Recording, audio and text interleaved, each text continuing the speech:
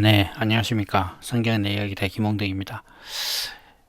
요즘은 좀 이렇게 글을 좀 적게 쓰고 있는데 사실 좀 심심하더라고요. 그래서 뭐라도 좀 써볼까 생각은 하고 있는데 그건 뭐 단계적으로 하기로 하고 일단 해나가더니 마가복음 계속 해나가도록 하겠습니다. 오늘은 마가복음 14장 32절에서부터 42절까지 말씀입니다.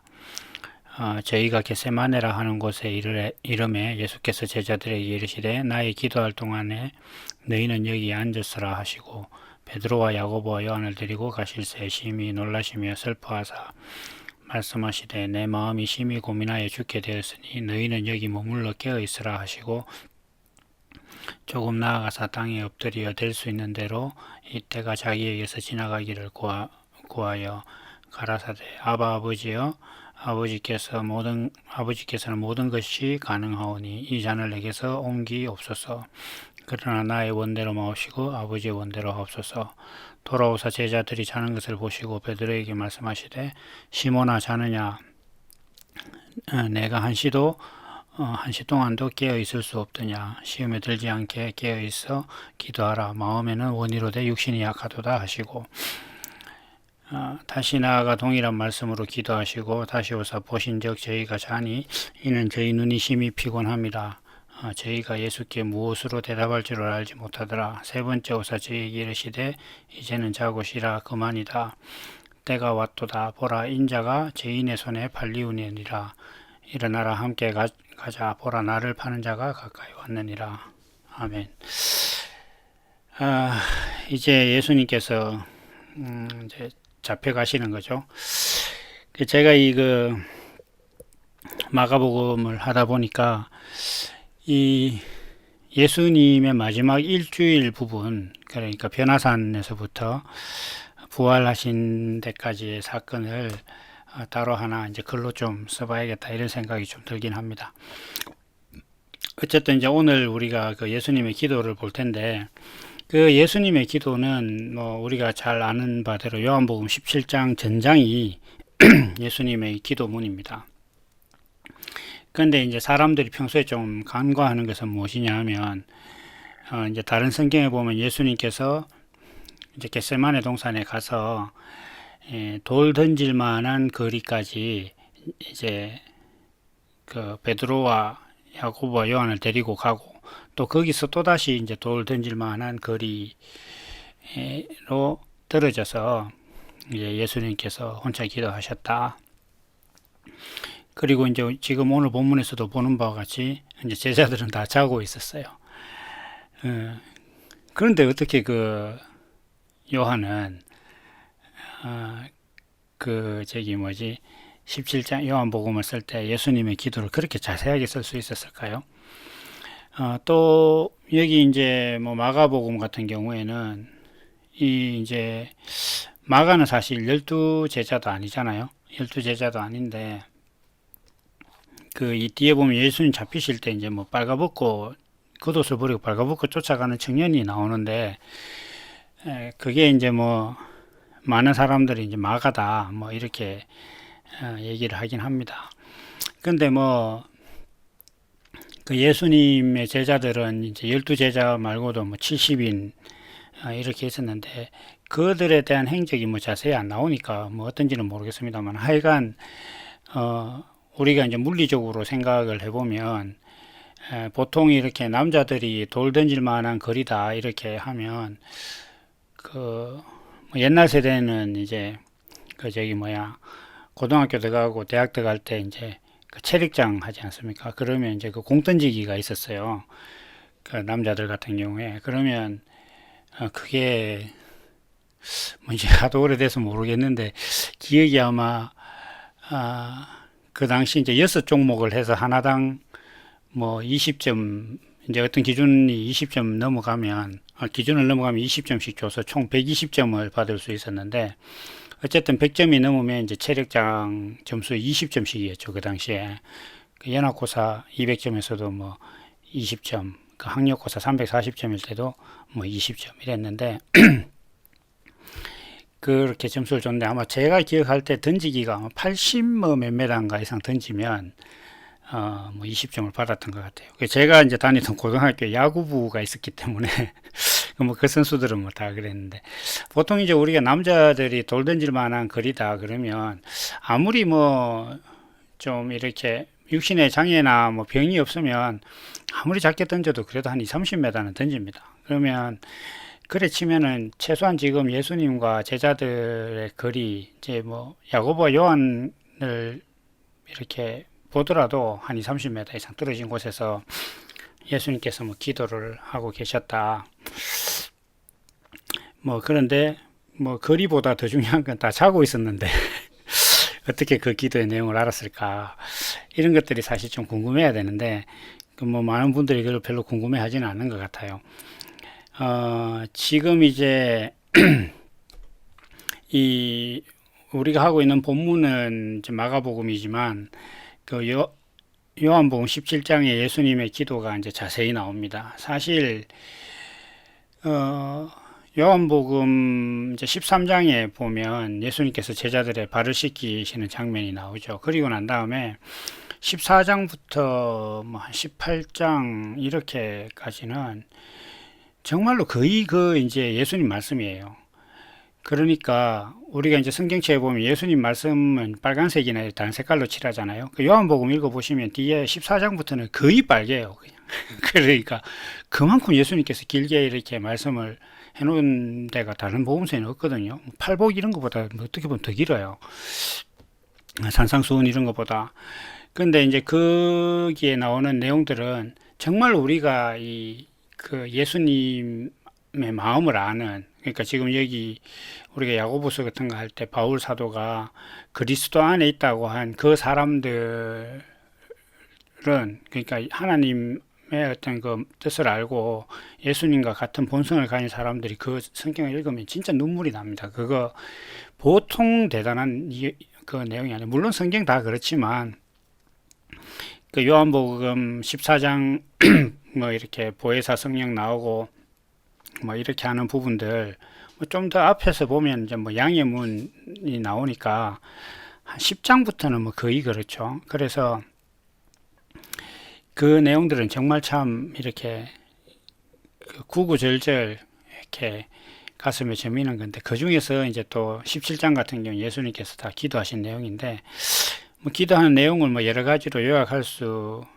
있겠지만 저는 한번 네다섯 가지로 요약을 해봤습니다. 거기 보면 그 이제 하나님 아버지의 영광이 나타날 것이다. 이제 예수님께서 십자가를 지러 가시는데, 그러면서 하시는 말씀이 뭐냐면 제자들로 인해서, 그리고 뭐 그 12제자뿐만 아니라 예수님의 어떤 그 말씀을 듣고 하나님의 뜻이 자기 본성이 된 사람들로 인해서 이제 아버지의 영광이 나타나고 이제 그 제자들로 인해서 예수님이 영화롭게 될 것이다. 이런 기도를 하시고, 그리고 이제 제자들이 진리 가운데 있다. 그리고 그들로 인하여서 기쁨이 충만하다. 이렇게 이제 또 예수님께서 말씀하셨어요. 그리고 더 이제 놀라운 것은 아버지와 내가 하나이듯이 저들도 우리와 하나가 되게 해달라. 이렇게 이제 기도하시는 게 있습니다. 그리고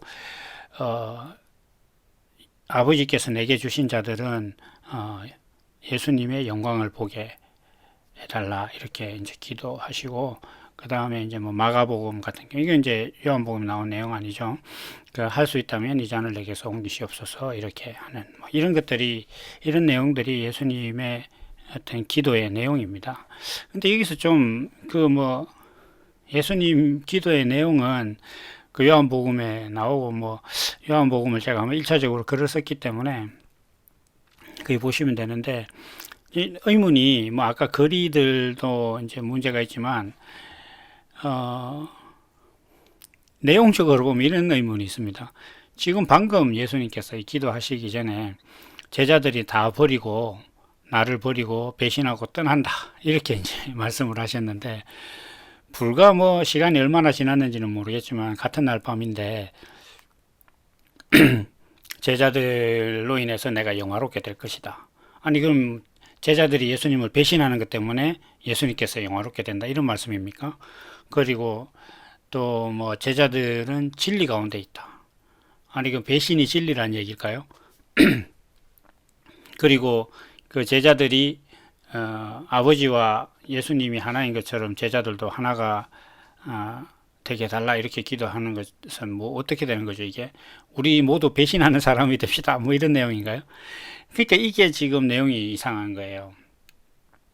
우리는 너무 이제 뭐 예수님께서 지금 마지막 일주일을 보내시고 우리를 위해서 십자가를 지러 가신다는 뭐 이 내용에 이제 좀 매몰됐다고 할까? 그 주안점으로 보다 보니까 이 말씀을 그냥 뭐 그저 감동스러운 말씀으로 막 이렇게 보고 가는데 내용을 보면 그렇잖아요.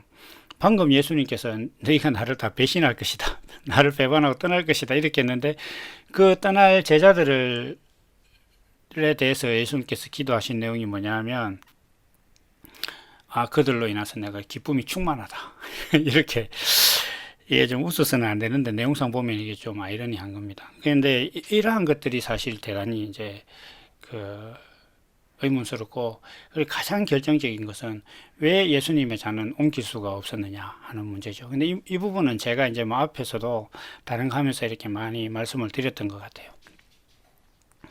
근데 이제 이러한 것들에 대한 그 뭐라 그럴까 이걸 뭐 그 논리적으로 막 따지고 이런 건 아니지만 이것의 의미를 알 수 있는 그 단초가 되는 말씀이 있는데 그게 이제 뭐냐 하면 그 예수님께서 막 아까 제가 말씀드린 것처럼 요한복음 막 14장 이후에 계속 이렇게 말씀을 하시는 중에 16장 정도에 보면 보혜사 성령에 대해서 이제 많이 나오는데 거기서 예수님께서 뭐라고 하시느냐 하면 그 성령을 인해서 이제 알게 될 것이다. 내가 너희에게 말한 것들을 알게 될 것이다. 이제 이런 말씀을 하시죠. 그래서 이러한 그 지금 뭐라 그럴까 뭐 거리도 상당한 거리에서 졸고 있었는데 그리고 뭐 지금 뭐 배신을 자기가 예수님을 배신할지도 모른다는 어떤 그런 걱정 때문에 뭐 정신이 온전하지도 않은 그런 상황에 있었던 제자들이 예수님의 기도가 다 기억이 났다. 이거는 그 뭐 예수님의 기도를 들었다가 나중에 생각해 보니까 어떤 그 내용이 생각이 났다. 이런 내용이라기보다는 예수 그리스도의 본성이 자기 안에 이제 성령으로 인해서 성령의 감동하심으로 자기 안에 그리스도와 같은 본성을 그 본성을 가지고서 자기가 생각을 해보니까 이거는 예수 그리스도의 생명이 있다면 이런 기도를 할 수밖에 없구나라고 알게 된 거예요, 사실은. 그래서 누구나 그 이제 예수님께서 늘 제자들에게 또 우리에게 십자가를 지고 나를 따라오너라 이렇게 얘기를 했잖아요. 그러면 누구나 다 십자가를 마주하게 된다는 겁니다. 그럼 십자가를 마주하게 될 때에 심정이 어떨 것이냐? 자기가 이제 십자가를 마주할 때 자기 마음 안에 있는 어떤 그 심정이 있을 거 아니에요. 그러면 그게 예수님의 기도였다라는 거죠. 그게 이제 우리가 성령을 받아야만 알 수 있는 것이고 역설적으로 보면 오순절 이후에 제자들이 예수님의 성령이 임해서 예수님께서 말씀하신 대로 자기 안에 성령이 있으니까 예수님께서 무슨 말씀을 하셨는지 그리고 하신 말씀이 무슨 뜻인지 이런 것에 대해서 다 알게 됐다는 거죠. 그래서 이러한 것들을 적을 수가 있다는 겁니다. 그러니까 결론적으로 무엇이냐 하면 이건 어떤 그 뭐 속기 하듯이 또 예수님께서 저기 하신 말씀을 뭐 기록해 놨다가 어떤 뭔가를 한 게 아닙니다. 그러니까 실제 뭐 예수님의 제자들 중에는 뭐 글을 아는 사람들도 있었지만 거기 뭐 품속에 칼을 갖고 있었다는 말은 있어도 필기구를 갖고 있었다 이런 말은 없습니다. 그리고 제자들은 예수님이 부활하신 그 40일 정도 동안 뭐 계셨는데 그 동안도 뭐 예수님에 대해서 지금 뭐 의심천지였어요. 뭐 지금 예수님께서 기도할 때 뭘 기도했는지 이런 게 기억나는 게 아니라 지금 뭐 정신이 혼미한 상태였단 말이에요. 오순절 성령 때까지. 그러니까 이 제자들이 이것을 기록했다는 게 아니라 예수님의 기도라든지 예수님께서 그 기도하신 내용이 무엇인지에 대해서는 그 들어서 아는 것이 아니라 예수님의 본성이 자기 안에 임함으로써 그 본성이 알게 하는 거예요. 성령이 임하시면 예수님과 같은 동일한 마음을 가지게 돼서 예수님께서 말씀하신 대로 너희가 다 나를 십자가를 지고 나를 따라올 것이다 이렇게 말씀하셨는데 그렇게 하라고 했고, 그러면 그렇게 십자가를 마주했을 때에, 십자가를 대할 때에 우리의 마음이 어떠하고 그때 우리가 어떤 기도를 하게 될 것인지를 예수님께서 보여주신 거예요. 물론 예수님과 우리의 어떤 그 기도의 깊이라든지 이런 것들은 좀 다를 수 있지만 깊이가 다르지 내용이 다른 건 아니에요. 그래서 이게 이제 우리가 예수님께서 이렇게 자고 있었던 제자들이 예수님의 기도 내용을 어떻게 아느냐 이렇게 하면 그 제자들이 성령을 받아서 그런 거예요. 성령이 없으면 그 내용을 알 수가 없는 거죠. 그렇다는 것은 지금도 마찬가지입니다. 자기 마음에 이제 성령이 없으면 이것을 좀 알 수가 없는 거예요. 그런데 예수님께서 하신 기도 그 자체만을 놓고 어떻게 제자들이 이것을 이렇게 썼을까 하는 부분을 생각지 않고 그냥 예수님이 제자들이 써놓은 내용만 가지고 이렇게 뭐 우리도 이런 기도를 하고 예수님께서 이렇게 말씀하셨으니까 나도 이렇게 돼야지 이렇게 생각하는 게 아니에요.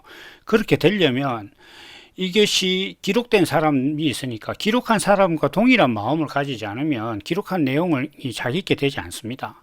그러니까 예수님의 기도를 기록한 제자들과 동일한 심령이 없다면 그 기록한 내용이 자기 있게 안 된다고요. 그 될 수가 없죠. 사람이 다르니까 그 본성도 다르고 관점도 다르니까. 그래서 이 예수님의 기도는 기본적으로 자기 안에 성령의 잉태하심, 성령의 강림으로 인해서 예수님께서 말씀하신 것과 같이 성령이 오시면 예수님이 하신 모든 말씀이 기억나고 생각나고 깨닫게 될 것이다 라는 것이 자기 사건이 된 사람들만 알 수 있는 내용이에요. 그냥 문자로 읽는다고 아는 게 아니거든요. 그래서 그러한 내용이다. 그렇게 기록됐고 그러한 의미를 가지고 있다 라는 것을 이제 알 수가 있는 것입니다.